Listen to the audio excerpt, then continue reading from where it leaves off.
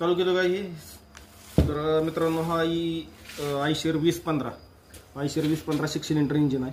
तर त्याचा हा पंप आहे. इंजिनचं मॉडेल आहे E696 हा 6 सिलेंडर इंजिनचा पंप आहे. तर याचं टायमिंग कसं असतंय बघा. हे पंप आहे. या पंपाचं टायमिंग आहे. ही पंपाचं टायमिंग. या पंपाच्या गिअरवरती हा एक चॅम्पर मारलेला असतो. हे इथं दाखवा या काही बघा. हे का इथं जास्त प्रमाणात चॅम्पर आहे या गिअरवर.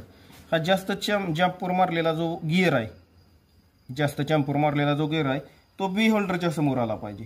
बी होल्डर म्हणजे काय? बी होल्डर समजा आता या पंपाला हा 1 नंबर पाईप आहे. बी होल्डर म्हणजे काय? तर हा डिलिव्हरी बोल्ट आहे. डिलिव्हरी बोल्ट असतो तो डिलिव्हरी बोल्ट असतो तो 1 नंबरचा होल्डर असतो. आणि म्हणजे त्याच्यानंतरचा जो येतो तो बी होल्डर असतो. तो बी होल्डरच्या समोर हा पंपाचं टायमिंग आली पाहिजे. आणि याचं इंजिनचं टायमिंग आहे ते आपलं इंजिनच्या फ्लायव्हीलवरती TDC लिहिलेलं आहे. तो TDC म्हणजे ते इंजिनचं टायमिंग. आणि ते इंजिनचं टायमिंग घेऊन पंपाचं टायमिंग इथं घ्यायचं आणि ह्या मार्किंगला हे बसवायचं.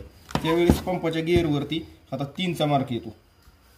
हा 3चा मार्क जो येतोय तो कॅमशाफ्ट गिअरला मॅच होतो. 3चा मार्क. आणि हा पंपाचा इथं हा जो चॅम्पर मारलेला गिअर आहे तो बी होल्डरच्या समोर आला पाहिजे. अशा प्रकारचे टायमिंग असतं.